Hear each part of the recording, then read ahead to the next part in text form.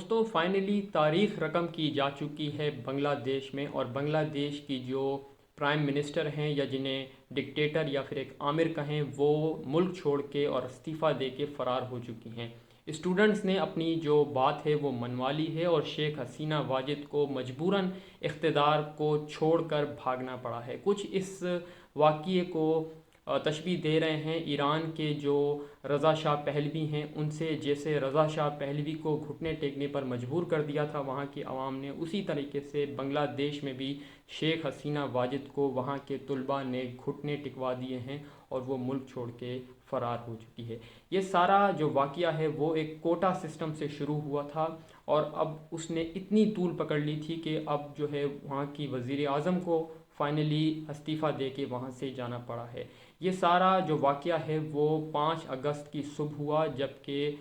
جو پروٹیسٹرز ہیں، جو کہ آپ جانتے ہیں کہ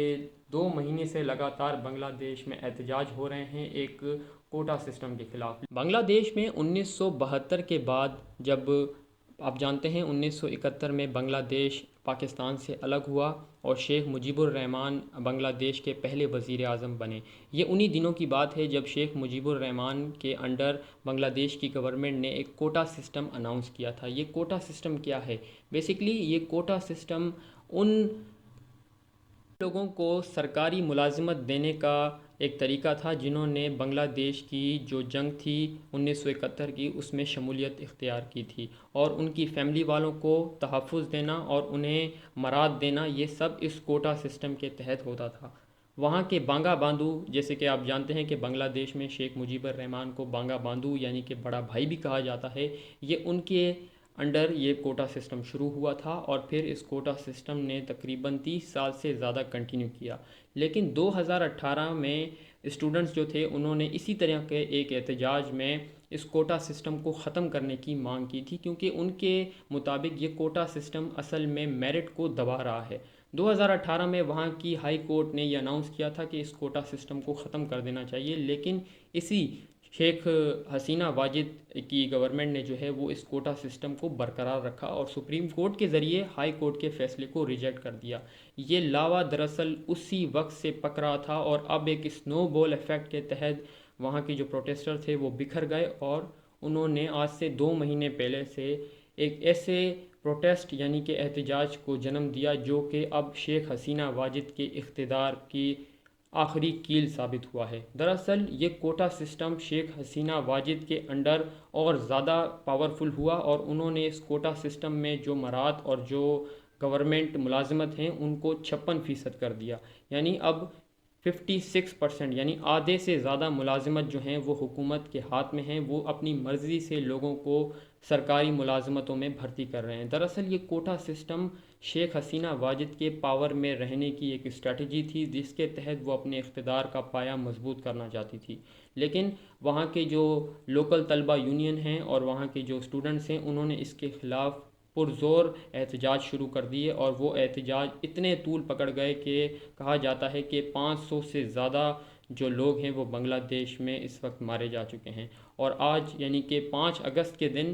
بنگلہ دیش کی جو وزیر اعظم ہیں ان کے گھر پر بھی پروٹیسٹرز نے حملہ کیا، لیکن وہ اپنے گھر میں موجود نہیں تھی، بلکہ وہ آدھے گھنٹے پہلے ہی ایک MI-17 ہیلی کاپٹر میں، یعنی کہ جیسے کہ آپ ایک کلپ دیکھ رہے ہیں، وہ ایک MI-17 ہیلی کاپٹر میں بیٹھ کر بنگلہ دیش سے فرار ہو گئی۔ غالباً کچھ سورسز کے مطابق وہ انڈیا چلی گئی ہیں۔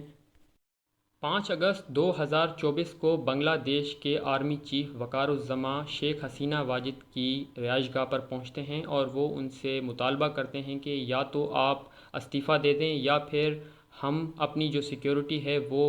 ہٹا دیں گے، اور جو پروٹیسٹرز ہیں جو وہ چاہتے ہیں وہ انہیں کرنے دیں گے۔ یہ دراصل ایک دھمکی تھی ان کی آرمی چیف کی شیخ حسینہ واجد کو کہ اب اس سے زیادہ ہم جو پروٹیسٹرز ہیں انہیں نہیں دبا سکتے، ہمارا بھی بہت نقصان ہو رہا ہے اور پروٹیسٹرز کی بھی جانیں جا رہی ہیں، اور اس سے زیادہ ہم اس چیز کو کنٹرول نہیں کر سکتے۔ دراصل شیخ حسینہ واجد کا کوئی بھی موڈ نہیں تھا اقتدار چھوڑنے کا، لیکن سورسز کے ذریعے یہ بتایا گیا ہے اور ویسٹرن میڈیا بھی یہ کلیم کر رہا ہے کہ وہاں کی جو آرمی ہے انہوں نے مجبور کیا ہے شیخ حسینہ واجد کو اقتدار چھوڑنے سے۔ بہت سے ایسے مناظر سامنے آئے ہیں جس میں جو آج کرنے والے اسٹوڈنٹس اور یا تو پھر پروٹیسٹرز ہیں وہ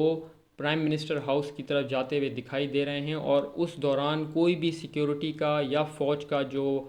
بندہ ہے وہ انہیں روک نہیں رہا، بلکہ بتایا گیا ہے کہ آرمی نے بالکل اس معاملے میں اپنے آپ کو پیچھے کر لیا ہے، اور جو پروٹیسٹرز ہیں انہوں نے شیخ حسینہ واجد کے گھر پر دھاوا بول دیا تھا، لیکن انہیں شیخ حسینہ واجد وہاں نہیں ملی، کیونکہ اس سے آدھے گھنٹے پہلے شیخ حسینہ واجد خاموشی سے ایک ہیلی کاپٹر میں بیٹھ کر، جیسے کہ آپ ویڈیو دیکھ سکتے ہیں جو کہ کسی شخص نے خفیہ طور پر ریکارڈ کی ہے، ایک MI-17 ہیلی کاپٹر ہے، اور غالباً شیخ حسینہ واجد اپنے جو پرسنل باڈی گارڈز ہیں ان کے تحت ملک چھوڑ کے فرار ہو چکی ہے، اور کہا جاتا ہے کہ وہ انڈیا چلی گئی ہے۔